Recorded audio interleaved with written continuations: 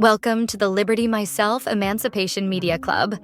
Today's reading is Common Sense by Thomas Paine. This is part of our twice-daily content heartbeat designed to help build information autonomy in our algorithm-dominated world. Listen, reflect, and engage however works for you. Without further ado, let's jump in. Stay free. Common Sense by Thomas Paine. Introduction. Perhaps the sentiments contained in the following pages are not yet sufficiently fashionable to procure them general favor. A long habit of not thinking a thing wrong gives it a superficial appearance of being right, and raises at first a formidable outcry in defense of custom. But the tumult soon subsides. Time makes more converts than reason, as a long and violent abuse of power is generally the means of calling the right of it in question, and in matters too which might never have been thought of. Had not the sufferers been aggravated into the inquiry, and as the King of England hath undertaken in his own right, to support the Parliament in what he calls theirs, and as the good people of this country are grievously oppressed by the combination, they have an undoubted privilege to inquire into the pretensions of both, and equally to reject the usurpation of either. In the following sheets, the author hath studiously avoided everything which is personal among ourselves. Compliments as well as censure to individuals make no part thereof. The wise and the worthy need not the triumph of a pamphlet, and those whose sentiments are injudicious or unfriendly will cease of themselves unless too much pains are bestowed upon their conversion. The cause of America is in a great measure the cause of all mankind. Many circumstances hath and will arise, which are not local, but universal, and through which the principles of all lovers of mankind are affected, and in the event of which, their affections are interested. The laying a country desolate with fire and sword, declaring war against the natural rights of all mankind, and extirpating the defenders thereof from the face of the earth, is the concern of every man to whom nature hath given the power of feeling, of which class, regardless of party censure, is the. By author. P.S. The publication of this new edition hath been delayed, with a view of taking notice, had it been necessary, of any attempt to refute the doctrine of independence, as no answer hath yet appeared, it is now presumed that none will. The time needful for getting such a performance ready for the public being considerably past. Who the author of this production is wholly unnecessary to the public, as the object for attention is the doctrine itself, not the man. Yet it may not be unnecessary to say, that he is unconnected with any party, and under no sort of influence public or private, but the influence of reason and principle. Philadelphia, February 14, 1776. Of the origin and design of government in general, with concise remarks on the English Constitution. Some writers have so confounded society with government, as to leave little or no distinction between them, whereas they are not only different, but have different origins. Society is produced by our wants, and government by our wickedness. The former promotes our happiness positively by uniting our affections, the latter negatively by restraining our vices. The one encourages intercourse, the other creates distinctions. The first a patron, the last a punisher. Society in every state is a blessing. But government even in its best state is but a necessary evil, in its worst state an intolerable one, for when we suffer, or are exposed to the same miseries by a government, which we might expect in a country without government, our calamity is heightened by reflecting that we furnish the means by which we suffer. Government, like dress, is the badge of lost innocence. The palaces of kings are built on the ruins of the bowers of paradise. For were the impulses of conscience clear, uniform, and irresistibly obeyed, man would need no other lawgiver, but that not being the case, he finds it necessary to surrender up a part of his property to furnish means for the protection of the rest, and this he is induced to do by the same prudence which in every other case advises him out of two evils to choose the least. Wherefore, security being the true design and end of government, it unanswerably follows that whatever form thereof appears most likely to ensure it to us, with the least expense and greatest benefit, is preferable to all others. In order to gain a clear and just idea of the design and end of government, let us suppose a small number of persons settled in some sequestered part of the earth, unconnected with the rest. They will then represent the first peopling of any country, or of the world.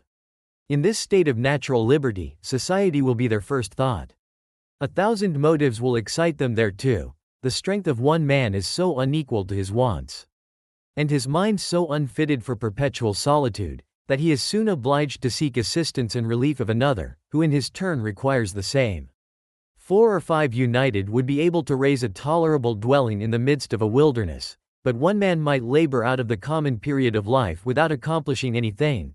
When he had felled his timber he could not remove it, nor erect it after it was removed. Hunger in the meantime would urge him from his work, and every different would call him a different way.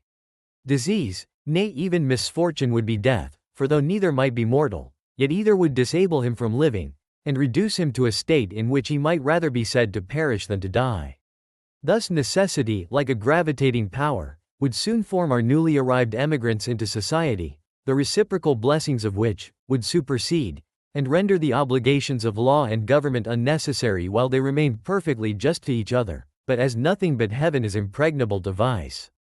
It will unavoidably happen, that in proportion as they surmount the first difficulties of emigration, which bound them together in a common cause, they will begin to relax in their duty and attachment to each other, and this remissness will point out the necessity of establishing some form of government to supply the defect of moral virtue. Some convenient tree will afford them a state house, under the branches of which the whole colony may assemble to deliberate on public matters. It is more than probable that their first laws will have the title only of regulations, and be enforced by no other penalty than public disesteem. In this first parliament every man, by natural right, will have a seat. But as the colony increases, the public concerns will increase likewise, and the distance at which the members may be separated will render it too inconvenient for all of them to meet on every occasion as at first, when their number was small, their habitations near, and the public concerns few and trifling. This will point out the convenience of their consenting to leave the legislative part to be managed by a select number chosen from the whole body, who are supposed to have the same concerns at stake which those who appointed them, and who will act in the same manner as the whole body would act were they present. If the colony continue increasing, it will become necessary to augment the number of the representatives, and that the interest of every part of the colony may be attended to.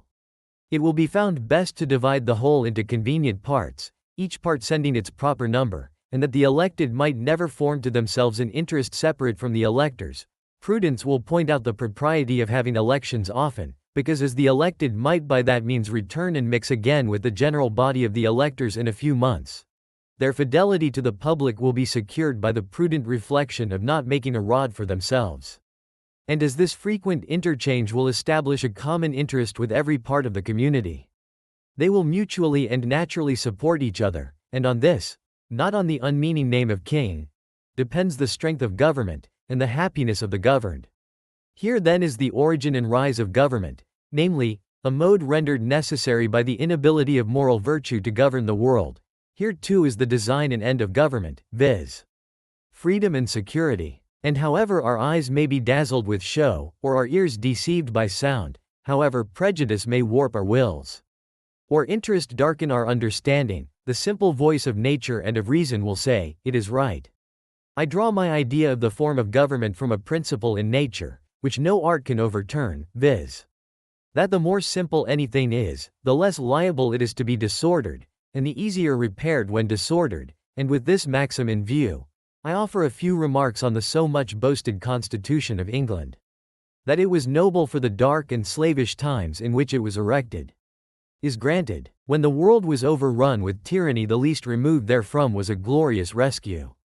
But that it is imperfect, subject to convulsions, and incapable of producing what it seems to promise, is easily demonstrated.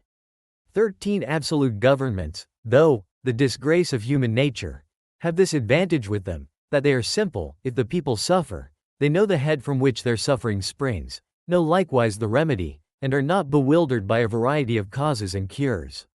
But the Constitution of England is so exceedingly complex, that the nation may suffer for years together without being able to discover in which part the fault lies.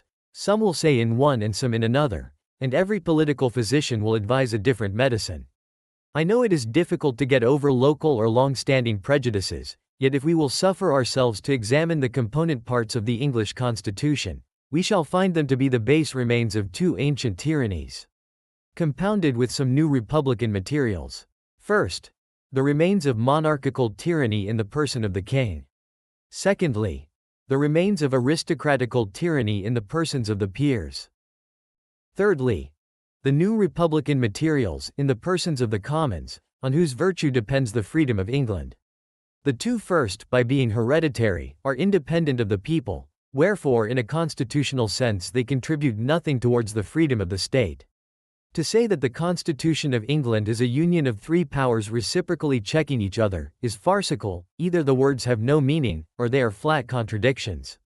To say that the Commons is a check upon the king presupposes two things. First, that the king is not to be trusted without being looked after, or in other words, that a thirst for absolute power is the natural disease of monarchy. Secondly, that the Commons, by being appointed for that purpose, are either wiser or more worthy of confidence than the crown. But as the same constitution which gives the Commons a power to check the king by withholding the supplies, gives afterwards the king a power to check the Commons, by empowering him to reject their other bills. It again supposes that the king is wiser than those whom it has already supposed to be wiser than him. A mere absurdity. There is something exceedingly ridiculous in the composition of monarchy. It first excludes a man from the means of information, yet empowers him to act in cases where the highest judgment is required. The state of a king shuts him from the world, yet the business of a king requires him to know it thoroughly, wherefore the different parts, by unnaturally opposing and destroying each other, prove the whole character to be absurd and useless.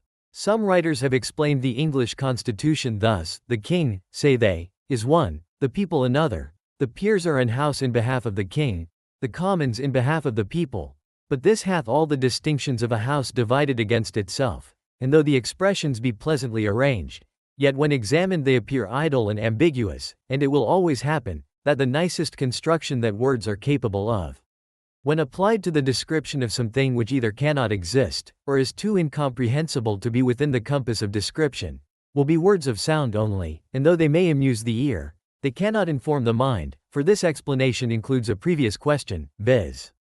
How came the king by a power which the people are afraid to trust, and always obliged to check? Such a power could not be the gift of a wise people, neither can any power, which needs checking, be from God. Yet the provision, which the Constitution makes, supposes such a power to exist. But the provision is unequal to the task, the means either cannot or will not accomplish the end, and the whole affair is a fellow to say, for as the greater weight will always carry up the less, and as all the wheels of a machine are put in motion by one, it only remains to know which power in the Constitution has the most weight, for that will govern, and though the others, or a part of them, may clog, or, as the phrase is, check the rapidity of its motion, yet so long as they cannot stop it, their endeavors will be ineffectual, the first moving power will at last have its way, and what it wants in speed is supplied by time. That the crown is this overbearing part in the English Constitution needs not be mentioned, and that it derives its whole consequence merely from being the giver of places and pensions is self-evident. Wherefore, though we have been wise enough to shut and lock a door against absolute monarchy, we at the same time have been foolish enough to put the crown in possession of the key. The prejudice of Englishmen, in favor of their own government by king, lords and commons, arises as much or more from national pride than reason. Individuals are undoubtedly safer in England than in some other countries, but the will of the king is as much the law of the land in Britain as in France, with this difference, that instead of proceeding directly from his mouth, it is handed to the people under the more formidable shape of an Act of Parliament. For the fate of Charles I hath only made kings more subtle, not more just. Wherefore, laying aside all national pride and prejudice in favor of modes and forms, the plain truth is, that it is wholly owing to the constitution of the people, and not to the constitution of the government, that the crown is not as oppressive in England as in Turkey. An inquiry into the constitutional errors in the English form of government is at this time highly necessary, for as we are never in a proper condition of doing justice to others, while we continue under the influence of some leading partiality, so neither are we capable of doing it to ourselves while we remain fettered by any obstinate prejudice. And as a man, who is attached to a prostitute, is unfitted to choose or judge of a wife, so any prepossession in favor of a rotten constitution of government will disable us from discerning a good one. Do you agree with Paine that government should only exist to protect liberty, not control society? Why or why not? This has been an EMC reading from Liberty Myself. To learn more about our project to create decentralized media alternatives, visit libertymyself.com. By creating Liberty Myself, we create liberty for all.